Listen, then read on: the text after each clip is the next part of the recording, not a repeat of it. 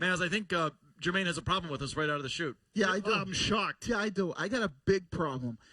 I was listening to the show a couple weeks ago when you two clowns Well, were... maybe you should show up a little more. Yeah, if you showed up Number last one, week, you could have let's addressed start it there. sooner. Well, if I was on every day, I'd address it a lot sooner. There's a You're like statute of Danny from limitations. Quincy Like, now. Like you could make it in every day with I your could. schedule. But when you two clowns got on Brady about how he didn't take accountability after the fumbled snap in the Buffalo game, all I heard was, he's going to have better accountability.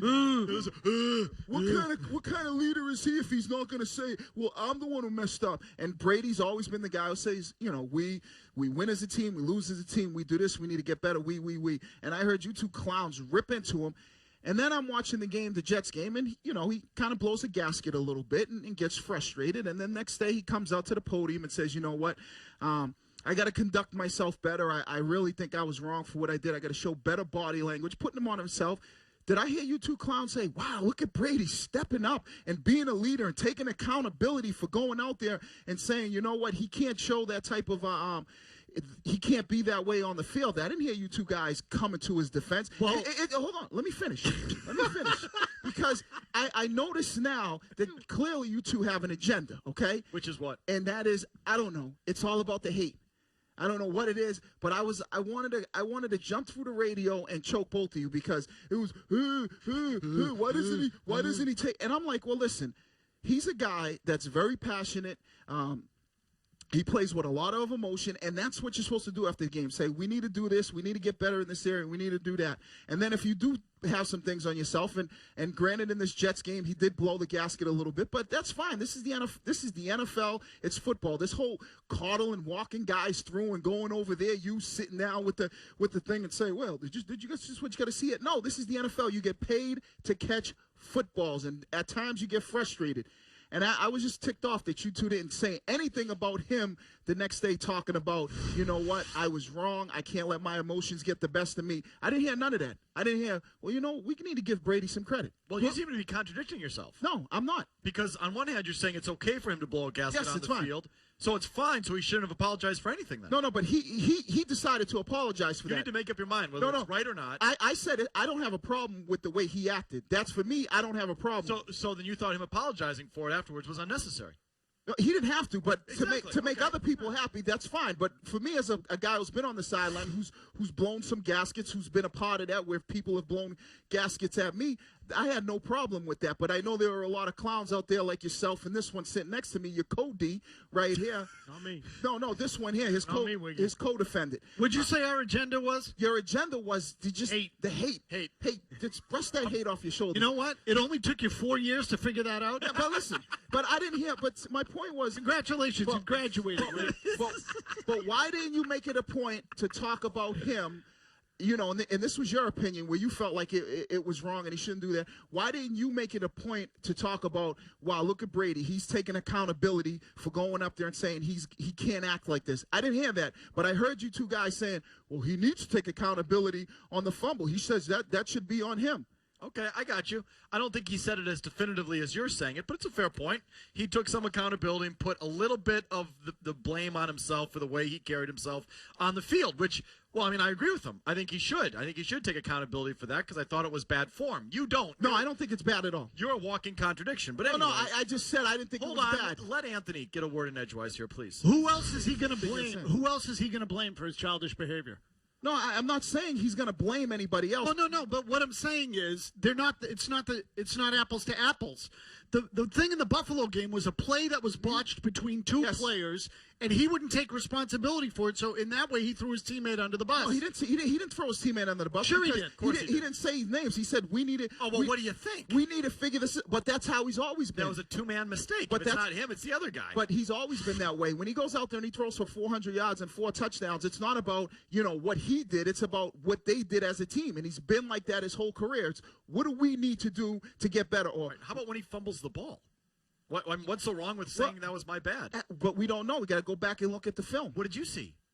I seen he might have pulled out a little early. Okay, so how is that so hard? But he doesn't have to come out and say that. That's my point.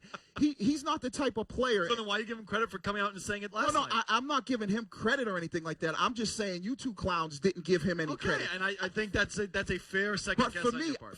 I said I didn't have a problem with it because if you would have asked me how I felt about it, I don't have a problem with him getting into his receivers, jumping their butt. I don't see anything wrong with that. Okay, well, beyond that, he's jumping their butt. Yes. And the Pats have a little bit of a situation right now. Who do you put it on? Who do I put it on? Who do you blame? I blame the whole offense. I blame everybody. I mean, when you look at it, I blame everybody. I mean, there's some throws that he's missed, but there are some plays that the wide receivers got to make. I look at it, the whole offense. Are the receivers good enough?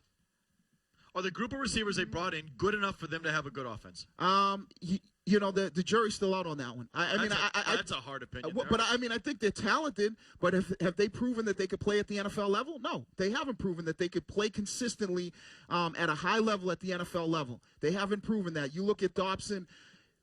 How many drops has he had? And I talked about this in the preseason, that he was a guy that let the ball get to his body and at times drops a lot of footballs. I think Kembrell Tompkins has some good upside, but at times, you know what? He still doesn't realize this is the NFL game. I have to do better, and I got to win, and I got to be in certain spots where you see him. And we talked about this in the preseason. Save yourself room on the sidelines, and he still hasn't been able to do that. You look at Edelman. I think Edelman is basically Brady's go-to guy. Amendola, do we need to even talk about him as far as when he's going to get back? Because it's already week 2 and he's out. So any questions that we had on Amendola, he's answered. Wow, I sense some frustration, some actual negative frustration from you on the Patriots. I'm frustrated. I'm surprised you let that seep through there. No, I'm frustrated. Sunshine.com over here. No. Who do you put Amendola on?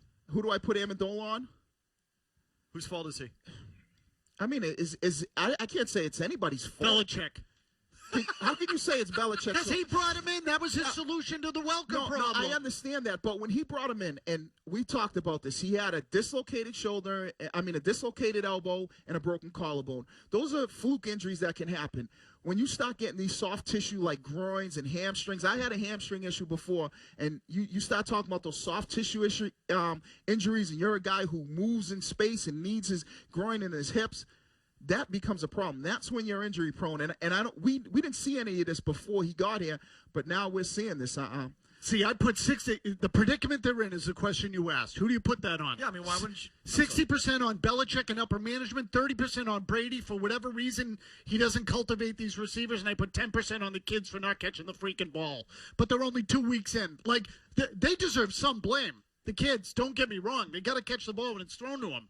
But they're 2 weeks in, Wiggy. Yeah, no, they're I know. 2 weeks into their careers. What do you expect? But see, that's the problem that I have. They're 2 weeks into their career. They've been playing football for how long? They played at college, and some of them high levels in college. But they made a bunch of plays in college. Catching the football is catching the football, no matter what level you're at. And for you to give them a pass and say, well, they're 2 weeks in, it doesn't matter if they're 2 weeks in or 10 weeks in.